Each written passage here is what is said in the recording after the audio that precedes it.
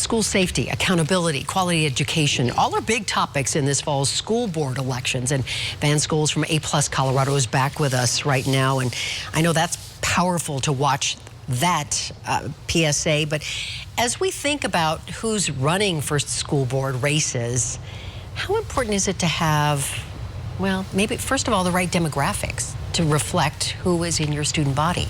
Right, absolutely. We know that it matters a great deal who is in front of a classroom, and we know that having teachers that reflect the student population makes a big difference for kids.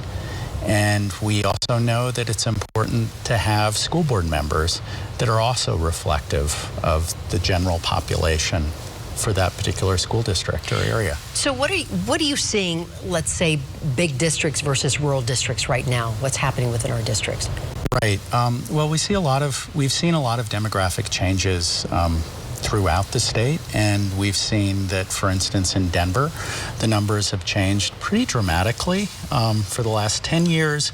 An increase in student population, and now, because of what's going on in Denver in terms of housing and other changes, we're seeing the number of low-income kids dropping slowly, and we're finding that those families are moving into the surrounding school districts and other parts of the state. So we're seeing lots of changes, in large part driven by jobs and housing. So are you saying then that like Denver is becoming more segregated? No, I'm saying that Denver is quite segregated by schools. There are most kids have experiences going to schools with kids that are similar. So most white kids go to school with other white kids, and most kids of color go to school with other kids of color. Is that because of school choice? Is that one of the reasons? So school choice can either help or hurt on school integration. It's driven mostly by housing patterns, and it's also driven by decisions around where the boundaries are set around schools. So when you say housing patterns, you're talking about affordability. Affordability, issues. Absolutely, yeah. So there aren't a great deal of neighborhoods in Denver that are integrated in terms of having low income next to higher income Okay, so housing. Then explain then how these numbers, what you're talking about then, how that translates into student achievement. Yeah, so we know that if kids are going to segregated schools, particularly for low-income kids and for students of color, that they end up getting access to less quality programming in a whole variety of ways, whether or not it's access to college courses, whether or not it's access to more experienced teachers, whether or not it's often access to higher funding. Sometimes the money doesn't follow kids.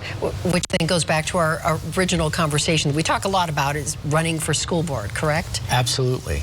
And so the question is, what's going to be done about that? So Denver, for instance, is one of the most segregated school systems in the country. What could school board members do about that in order to address that so that all kids could benefit from... And is there a way to integrate schools? There are.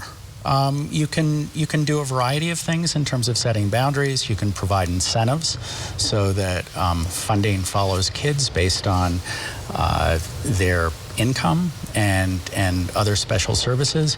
You can also ensure that there are spaces that are retained for low-income kids in high-performing schools. And there are examples of schools that have done that in Colorado. Districts are doing that? Yes, some schools have done that and some school districts have done that. I think we need to talk about that a little bit later on, because we are now out of time. So always a great conversation with you. Thank you so much, Van Schoales, talking about education in Colorado. Thanks for having me. Appreciate your time. We'll have you back. We'll talk more. Listen, if you ever have a question or a segment idea, you can tweet us at Denver 7 Politics, and you can always watch today's segments anytime at thedenverchannel.com/Politics Unplugged. Thanks for watching, everybody, spending your part of your weekend with us. We'll see you back here next Sunday for another edition of Politics Unplugged.